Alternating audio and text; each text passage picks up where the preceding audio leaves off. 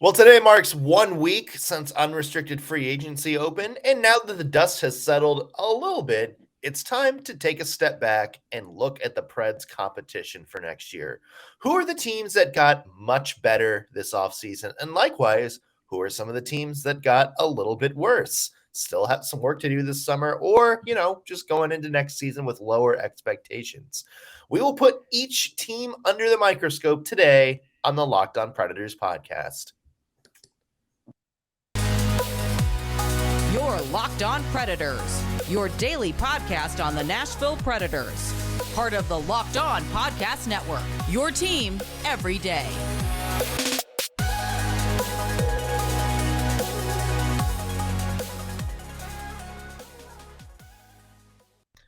Thank you for making Locked On Predators your first listen of the day. Every single day, I'm Nick Morgan. I'm a writer and editor at ontheforecheck.com, and I have a partner in crime. You do. I am Ann Kimmel. I'm a writer at ontheforecheck.com. Well, first off, Ann, I think you and I might be trendsetters. We started a thing. We did start a thing. In our yesterday's episode, we made some custom trades for the Nashville Predators to bring in some big name players. We put together a few trade proposals. One of them, just off the cusp, happened to be Matthew Tkachuk, because we're like, well, he's a restricted free agent. There's talk the Flames might not be able to afford him long term. Episode gets up, and then a few hours later, based on the chatter, it seems like he's going to get traded, for realsies. So yeah, I think he watched and he was like, wait a minute, I could get all this. I think we influenced him. I think we did. Yeah.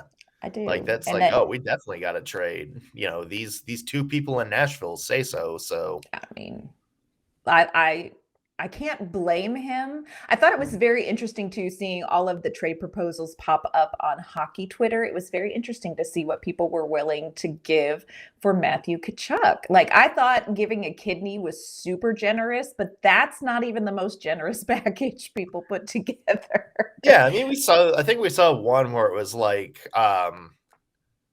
Dante Fabro, Tanner Jeannot. There's somebody else. Ellie Tolvanen. I think it was Ellie Tolvanen, Phil Tomasino. Connor Ingram first. Yeah. It was like four players who were on the actual team last year in a first round pick for Matthew Tkachuk. Mm-hmm. I don't think the price is going to be that high. I mean, if you have to give up half your roster, it might be time to reevaluate. Yeah. But yeah, I mean, if he goes somewhere, it's going to be a fascinating trade package to see what Calgary's willing to take. But yeah, let's simmer down on half the roster, folks. Simmer down. Yeah. I mean, I certainly think there could be a bidding war out there. Yes. So we'll have to see maybe if the Preds stick their nose in it. Mm-hmm. We thought, remember at the trade deadline last year, we thought we were kind of pitching a Forsberg for Tkachuk trade before all the contract situations were kind of pieced together. Obviously, that's not going to happen now, but the Flames also have the ability, if this happens, to weaponize some cap space. So yeah, so it's going to be interesting. It's interesting. When we were doing the episode yesterday, I was like, it's just kind of on a lark. Let's see what we could get. And then, it's gaining momentum. The snowball is rolling down the hill. So let's just see. God bless Calgary. They're having a time. Yeah, they're having a time. They're having a rough offseason. We may talk about that later. Yeah, we really are. So today, what we thought we would do, today marks 1 week since unrestricted free agency opened across the NHL. We thought we would kind of take a step back and look at the teams around the NHL who have been some of the winners and some of the losers so far this offseason. And of course, we're talking trades, we're talking unrestricted free agency signings, the whole shebang. Who are some teams that clearly got better? And likewise, we're going to be looking at some teams who clearly got worse. Maybe some teams that have a little bit of work and maybe need a Matthew Tkachuk Yes. make them halfway decent next year. To move them up in our categories. Yes, I'm sure Yeah. that's why teams are doing it. All right, Ann. So let's start off with a team we thought got much, much better this offseason. Okay. I'm going to go for the absolute obvious one. The token answer. And that is, of course, Columbus Blue Jackets. They got their monster contract. They landed the big fish, Eric Goodbranson. So Yes. obviously, Eric Goodbranson is going to lead that team to the promised land. I will say I'm very proud of him. He snagged himself a fat contract, and he is a lovely, lovely person. But of course, they won the Johnny Gaudreau sweepstakes. And Johnny Gaudreau is one of those players where when he gets on your team, even before you start building a lot around him, your team is automatically going to get better. And fortunately for the Columbus Blue Jackets, that's about the only direction they can trend. I think Columbus got much better. I will say I love this get for Columbus because it's that going after Johnny Gaudreau kind of out of the blue, that is a bold move. That's like we're going to do something here kind of thing. Mm-hmm. Also, I love the NHL chaos it creates. So I feel like Columbus made a move. Now, do I think Columbus is going to be in the Stanley Cup Finals? No. Not yet, but I think they clearly have gotten much better. Johnny Gaudreau is one of those players where the minute you add him to your roster, it's going to get better. And, we'll see kind of what they piece together around him. And they're going to be so fun to watch. Columbus is going to be really fun to watch, and just the momentum that name brings to the team. So I'm taking the obvious answer and going with Columbus. Yeah. I can't remember who it was, but I was reading like somebody's review, and they had Columbus as one of the losers of the offseason just because they gave Eric Branson a 4-year deal. It's like the thing. It was like, how can you sign Johnny Gaudreau and still be a loser this offseason? And it was an overpay for sure.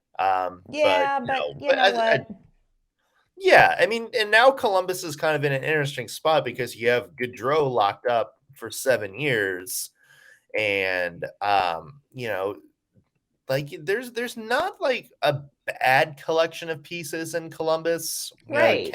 Kent Johnson and Cole Sillinger, look like bona fide top end forwards. You have a pretty good number one defenseman, Zach Werenski, who just needs kind of a partner to play with. A pretty decent goaltender in Jonas Korpisalo as well. Yeah. Somebody that's like kind of capable of maybe rising up and having a good postseason. So, I mean, there's kind of like a hodgepodge of pieces there.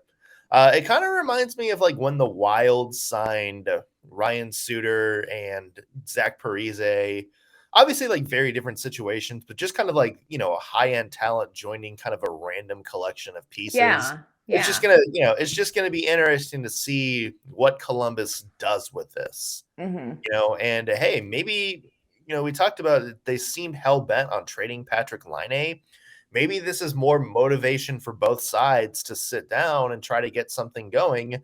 Or if they do decide Laine, that's somebody you can trade for some assets that can help you at least maybe flirt with the playoffs right now.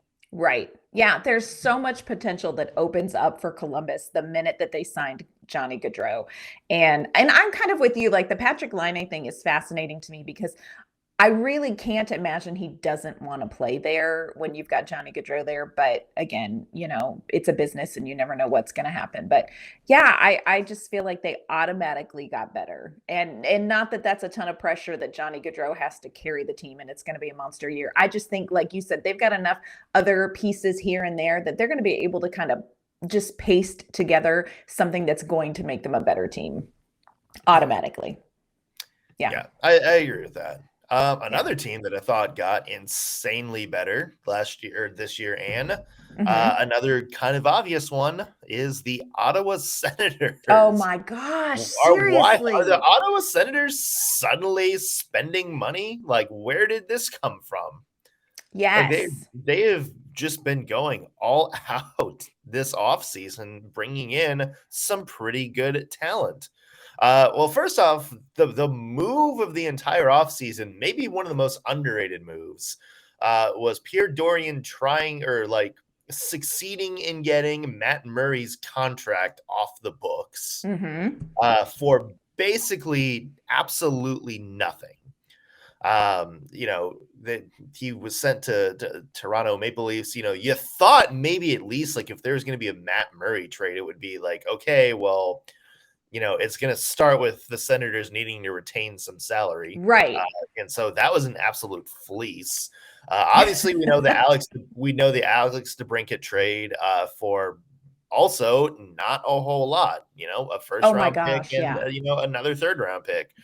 That wasn't a bad, that was a pretty easy trade to make. You lock Josh Norris, who is one of your big free agents, off for an 8-year contract. And then you go out and you get a pretty underrated goalie in Cam Talbot Yes. on Yeah. your team in a trade with the Minnesota Wild. So all of a sudden, the Ottawa Senators, who already had the makings of a pretty Mhm. interesting young core, are all of a sudden have these new toys to play with. And again, the East is tough right now. The East is very much, especially, the division the Senators are in. Yeah. It's tough, but the Senators have enough that they can conceivably maybe kind of peek their heads in at the postseason. Like maybe Yes. get to that line where they're at least fighting for a playoff spot come the end of the year. Yeah. Yeah. No, I agree. I think Ottawa, they have just been sort of slowly, they're like the slow, quiet sneak. But the moves that they've made this off season, like you said, I can't wait to see what they do. Of course, I wish only good things for Austin Watson, who's up there. But yeah, I think they're going to be a really interesting team. And did you expect to say the sentence, the Ottawa Senators are going to be a really interesting team to watch? Did you anticipate that at the end of the regular season? I don't think so. So, Can't imagine that was on anybody's radar, but we've also never no. seen the Ottawa Senators spend money before, so Yeah. So I agree with you. I think Ottawa, they're gonna be a team that's instantly better. Now, what they do with that, we'll see. But yeah, they got better. They definitely got better. They yeah, went a little crazy. they did go a little crazy, but I love it. I'm here for the chaos. Yep. Let's go to some teams we think got worse. These are teams who are going to need uh, some finagling from now until the end of the summer, or some teams who maybe are just content with going with a little bit of a different look next off season. Before we get to that, though, want to mention today's show brought to you by our friends at Bet Online.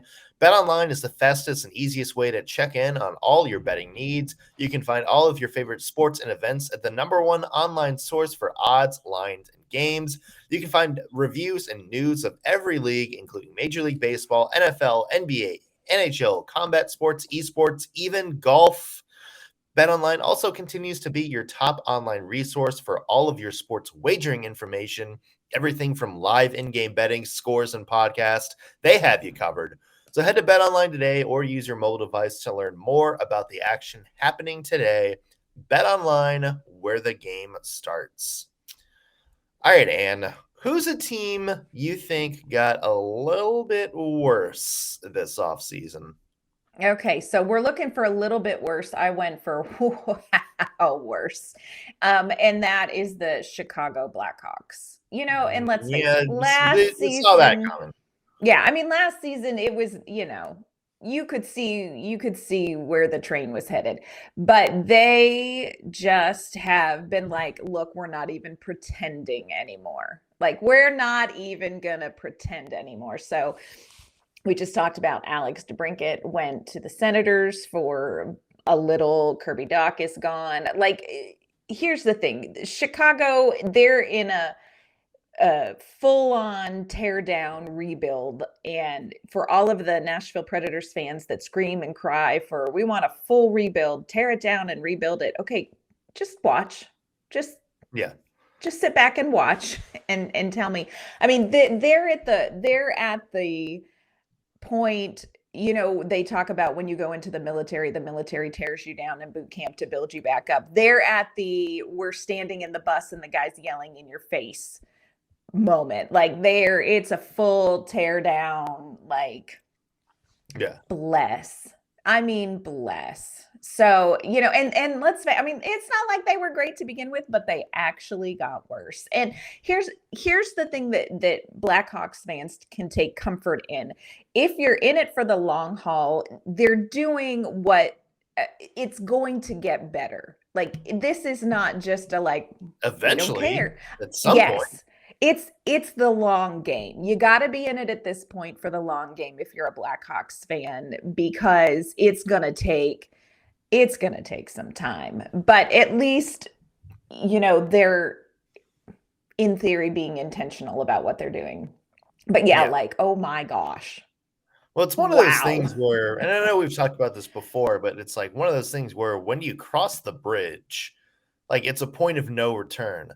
Right. Like, you may not know, like, yeah, maybe the Chicago Blackhawks become like the Tampa Bay Lightning, hit on all these draft picks early, and then all of a sudden, in 5 years, they're lifting the Stanley Cup again with Connor Bedard as like their captain. Or you tear it down, you miss on all of these draft picks. And then all of a sudden, you're looking at a rebuild that's lasting, 15, 20 years. Right. I mean, look, we saw Tampa Bay do it, but beyond that, there's a lot of trial and error before that. And luck, straight up luck. Yeah. I mean, the Colorado Avalanche have been rebuilding since the first lockout. Back when they had to kind of reshuffle all the talent they brought up at that point. And there was a lot of misses early on. I mean, they stopped and restarted that rebuild a couple of different times. Right. You look at a team like Toronto Maple Leafs, who, they think they're close to a cup now, but they haven't won a playoff series since 2004. Yeah. Same with the Edmonton Oilers. Like, they have two once in a generational talent. Everybody talks about that, like, being, the benefits of the Oilers rebuild. They had 3 number 1 overall picks in a row and whiffed on pretty much all of them. Yeah. I mean, Taylor Hall was MVP, but he didn't win it for them. Yeah. So that's the thing. It's like, are you going to get lucky and hit on all of these early draft picks? Are they going to become bona fide superstars for them? Or is this a process where you're going to have to get going, start, realize you don't have what it takes, and then rebuild again, like tear some stuff down and rebuild back up? And all of a sudden you're looking at, 15, 20 years before you're even close to being good again. Yeah. And everybody thinks rebuild, just tear down, sell off things, and then just start gathering young players. And in 3 to 4 years, you're going to have this competitive, playoff deep cup run team. And it's like, okay, there are so many factors that go into a successful rebuild, and time. It's going to take time. And that's where Chicago is. I mean, they're hitting the ground, and then they're just going to start crawling their way out. So they're my team that's worse. What is your team that is worse? And I have been trying to figure out, really for 2 years now, what in God's name are the Vegas Golden Knights doing? Oh my gosh. Yeah. Like, what are they doing? Like, what is the strategy here? So to recap, they got Max Pacioretty from Montreal for a first-round pick, Thomas Tatar, who is, kind of whatever now, but, helped Montreal get to a cup last year, and Nick Suzuki, one of the best young players on that Montreal roster. That's who they got for Max Pacioretty. They traded Max Pacioretty this week for nothing. For basically like a pack of crackers. For a salary dump because they needed his cap room. Remember, they did that same thing with Marc-Andre Fleury last year. The Yes. Vegas and what did Vegas do with that extra cap space? They re-signed Riley Smith, an unrestricted free agent, for 3 years at a $5 million cap hit. Somebody who only had 38 points last year, 16 goals.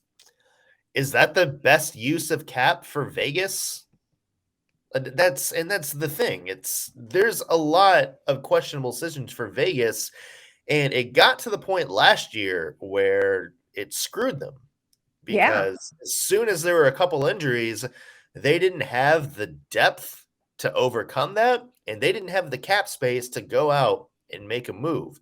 And this is just bad cap management by Vegas. You lose one of your best players in Max Pacioretty, who, is injury prone and a little bit older, but bang for your buck, like point per game last year, was one of the best in the league if you break down his stats. And and you lose him, you lose Marc-Andre Fleury last year. Yep. And, what you're using once you're getting all this cap relief and you're trading him for nothing, like you're trading a pretty good player in Pacioretty for nothing back because you need the cap space more than you get players. Like, what are you left with? Yeah. Like Jack Eichel's in the same situation now than he was in Buffalo. He was in Buffalo. Yes. Yeah, you have like all these top end pieces and no depth behind them whatsoever. Yeah. And that's kind of been the story of Vegas for the past couple of years is they've swung for the fences. A lot of those swings have missed. And then all of a sudden you're stuck up to the cap with not a lot of depth. I mean, Vegas, anything happens to Jack Eichel, this is like one of the 3 worst teams in the league. Yeah. And, part of it, I feel for Vegas. I don't feel for Vegas. Part of what makes it, because this is a mess of their own doing. You know what I'm saying? Yeah. But they came out of the gate as an expansion team so strong. And, wow, look at how amazing they are. Made it to the cup, blah, blah, blah. And now you look and it's like, oh my gosh, all of that reputation and all of that like awe and all of that like, when you talk about Vegas, it's just like they've squandered that. Like they've squandered what they were able to do in the beginning. And now it really is this, you look at what Vegas is doing and you look at their cap space and you look at their moves and you're like, what is happening? Like they've become a what is happening team.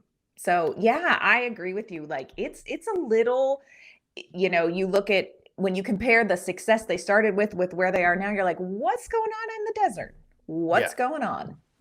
Yeah. I have no idea. And that's a situation I don't think is going to get any worse in a little bit.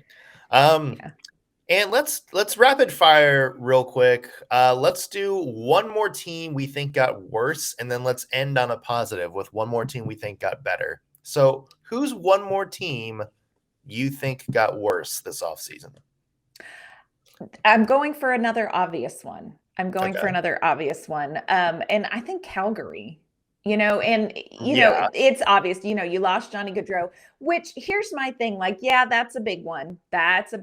But now with the whole, yesterday, what we started with Matthew Tkachuk, they still have some talent there. And I feel like if it had just been Johnny Gaudreau, like they still have some talent. They've got Mangiapane, they've got Lindholm, they've got Rasmus Anderson, like, they have Jacob Markstrom still in net. So they still have things going on. And so my thing with Calgary is not even so much roster, although Matthew Tkachuk going makes it a roster thing, but it's the vibe. Like they're now combating this no one wants to play in Calgary thing, or this, it's almost like they're going to have this internal existential thing because Johnny Gaudreau walked away from an extra, like what, 15 or something $million to stay in Calgary. And if that doesn't make your organization and players look in the mirror and feel a little bit like self-conscious and awkward, I'm not sure what will. So for me, Calgary, it's not even just roster. It's like, are they going to have an existential crisis? Like I really worry about like Calgary and what is the vibe going to be there? So I think Calgary, a little worse, a little worse. How about you? What's another team you think got worse? I'm gonna go a little bit of a sneaky one, and I'm gonna go the Minnesota Wild. Really? Now, this is a team who I think is probably not going to be as good next year as they were this year. They brought Marc-Andre Fleury back, which was fine, but you lose a really good number 2 goalie in Cam Talbot. Yes. We know part of that is just because they're up against the cap. But, obviously losing Kevin Fiala hurts because that's a lot of your depth scoring behind Kaprizov.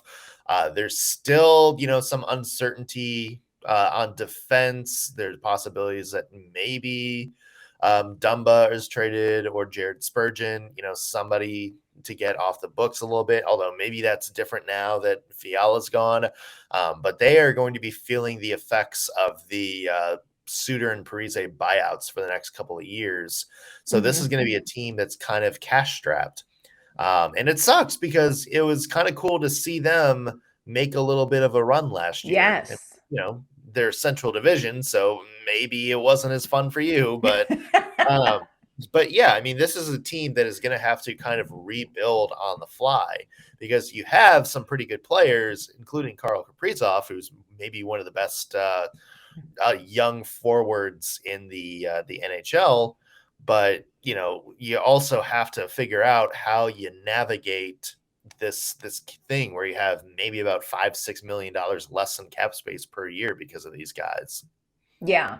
And it is a little bit like their central division. So I'm okay with them struggling a little bit in one sense. On the other sense, that was Minnesota has had a really fun team to watch. Like they've really had something going on there. And so, yeah, I'm with you. It's like, all right. So, but we have to end, like we're optimists. We're going to end on a positive note. What is your team that got better? I have to represent, Ann. I have to represent. I know where you're going. I didn't even write it down because I knew you were going to do it. I like what the Detroit Red Wings have done this offseason. Were some of those contracts overpays? Sure. But you know what? The Red Wings have the cap space and the cap flexibility to be able to do that. I thought maybe the most underratedly good signing, both in terms of like player value and contract value, was David Perron. Yes. Like, oh gosh. Get him for 2 years on a deal that's like less than $5 million a year. That was the deal that us Preds fans looked at too and thought, you know what, that is something that the Preds absolutely could have done. Yep. And so all of a sudden, the Red Wings, who's had a lot of issues last year, one of them was depth scoring, all of a sudden have a really, really good depth scorer in David Perron. And they also have a really good number 2 center in Andrew Kopp. Yes. So all of a sudden, the Red Wings have a pretty good number 2 line to go behind Dylan Larkin and Lucas Raymond. And then all of a sudden, on defense, look, a lot of people are talking about the Ben Sherratt contract. Fine, like maybe joking about the overpay. As we saw from Ben Sherratt when he played with Shea Weber, he's pretty good if you're just playing him as kind of a support guy for a number 1 defenseman. What do the Red Wings have? They have Mo Seider. Yes. That is going to give them a pretty stable number 1 defensive core, and they're putting Sherratt in a position where he doesn't need to go out and be like the game-changing defenseman Montreal was trying to him as. And so I think there's definitely some pieces there. Ole Mata was another underrated guy, a guy who really had a bounce-back season last year for LA. So, the Red Wings are doing some stuff. Yeah, they are. I didn't even write it down because I'm like, I know Nick has got this. But I would agree with you. I think Detroit is making some really fun moves. It's going to be really, I'm going to enjoy watching them except for when they play Nashville. But yes, I can't wait to see what comes out of Detroit this season. Yeah. All right. Who's your last one? Okay, look. I'm going to go ahead and just let everybody call me a homer, and I'm okay with that. But from just a purely analytical standpoint, I think the Nashville Predators are going to be, I think they're better. Oh, we're going to fight. I do. Let me put it this way. Well, actually, you know what? Sound off first. Go ahead and give your Okay. point first. I think and for me, maybe this is an over, maybe I'm putting too many eggs in the McDonough basket. I feel really great about the Ryan McDonough get because defense was just such a thing last year. And I love that you just got experience. You got a cup winner. You've got somebody in the locker room that's been there before. So for me, that is a huge one. I think God love him. We love him. David Riddick stepping away, going to Winnipeg. I think, now I don't quite get the whole Connor Ingram, Kevin Lankinen thing. We'll see how that one sorts out. But I do feel like, either one of them, I think, gives us a little bit more. I think UC Saros is going to have a better year. I think signing Philip Forsberg is huge for momentum for the team. I'm still like, so much of how, like, a lot of how all in I am on how much better the Predators are still remains to be seen because we're still looking at that second line, like, what you doing, David Poile? But if Phil Kessel will just be patient with us. Just be patient, Phil. Like, keep your phone charged. If you see 615, pick it up. It's either David Poile or me. Yeah. And either way, it's somebody you're going to want to talk to. Fact. So, I do feel like the Nashville Predators are going to be better. I feel like, and I again say this with love, I think they were smart to trade Luke Cunnin. I don't think he was an answer. So I feel like they're going to be a little bit better. Yeah. But now Luke Cunnin got. Seriously, go Luke Cunnin and Eric Goodbranson, like, they're out doing their thing. All right, now explain your face, because you had a face. I think, okay, let me put it this way. Mm-hmm. I do think Ryan McDonough makes the Predators a little bit better. Mm-hmm. It doesn't put the Predators where they need to be. Yet.